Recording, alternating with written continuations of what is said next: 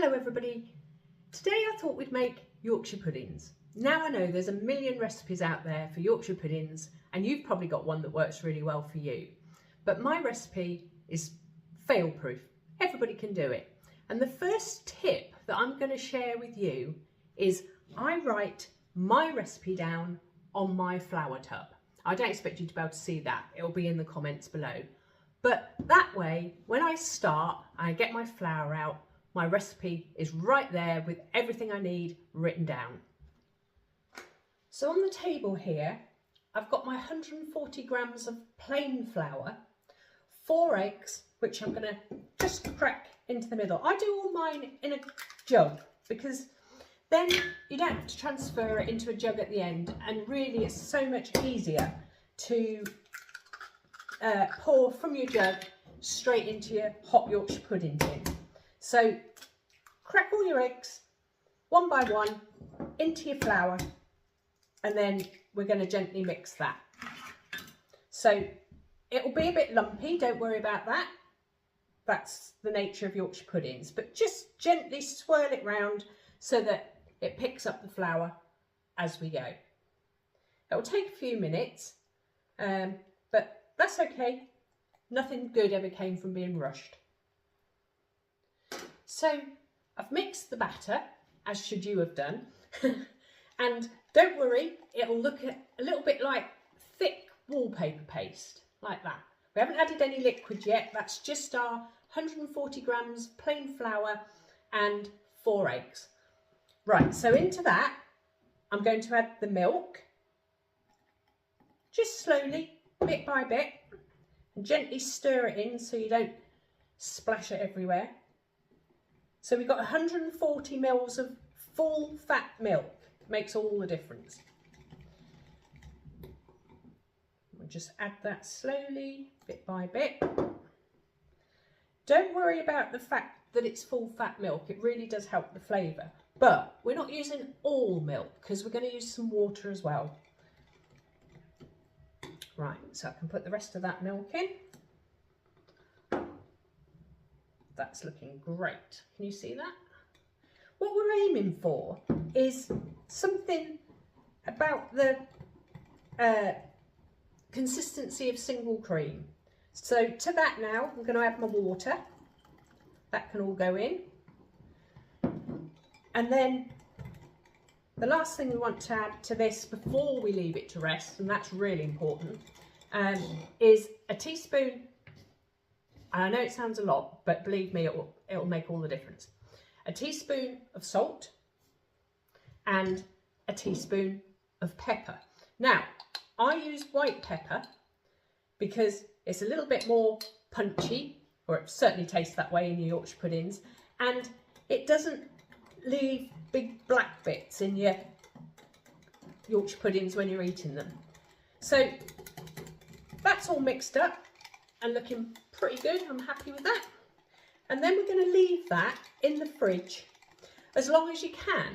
So if you're really super prepared and you know you're having Yorkshire puddings tomorrow, do them the day before. If not, like me, do them in the morning and then they'll be ready for lunchtime. A couple of hours minimum of resting in the fridge, and then we'll come back to that and have a look.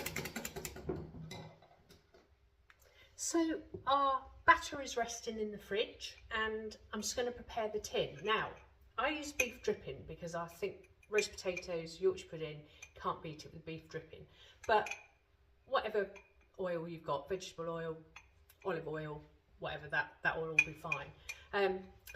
My beef dripping pot, I've got a pork one as well. Pick them up from the charity shops really cheaply. They stay cold, keep your fat nice and cold. And we pour all our excess fat from the roasting meat into the appropriate jars. So into my tin, I'm going to put about, I don't know, it's hard when you do it all the time, isn't it, to think how much you put in, but probably about sort of a thumbnail's worth, I guess, like that on my knife. A big thumb, bigger than mine, husband-sized thumb. So pop all that into my tray. I just scrape it down the side because it's going to melt, and it will go straight into the bottom of the tin. Like I say, our batter is resting, so that's fine. Good couple of hours, just to let all the gluten and...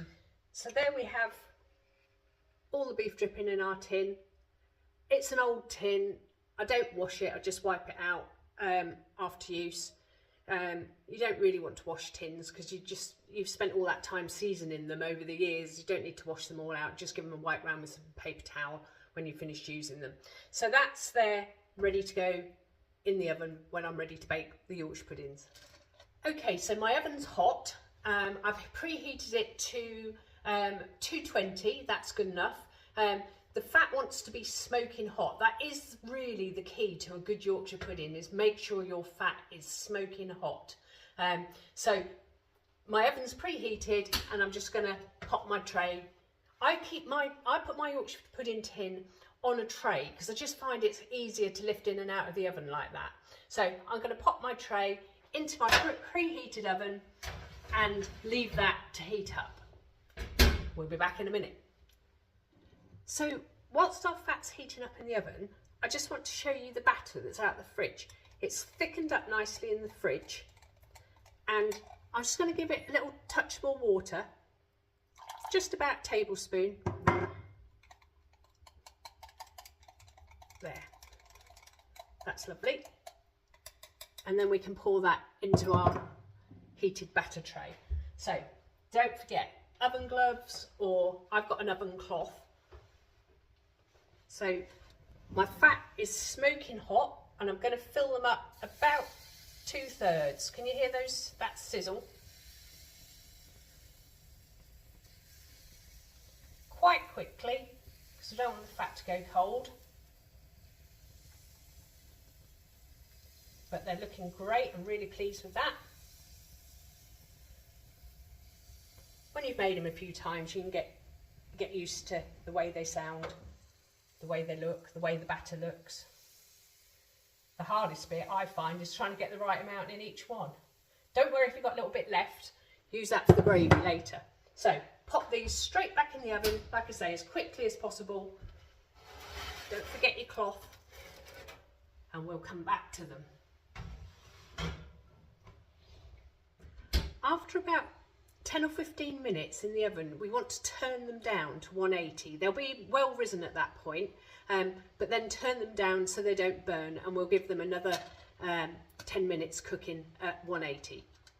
So our Yorkshire puddings have had 25 minutes in total. We turned them down after the first 15 minutes and they were well risen. We'll get them out of the oven now and have a look. Don't forget your oven cloth. Look at those. Ooh, don't tip them off, oh dear. Can you see those? Mistress pieces indeed. And it was as easy as that.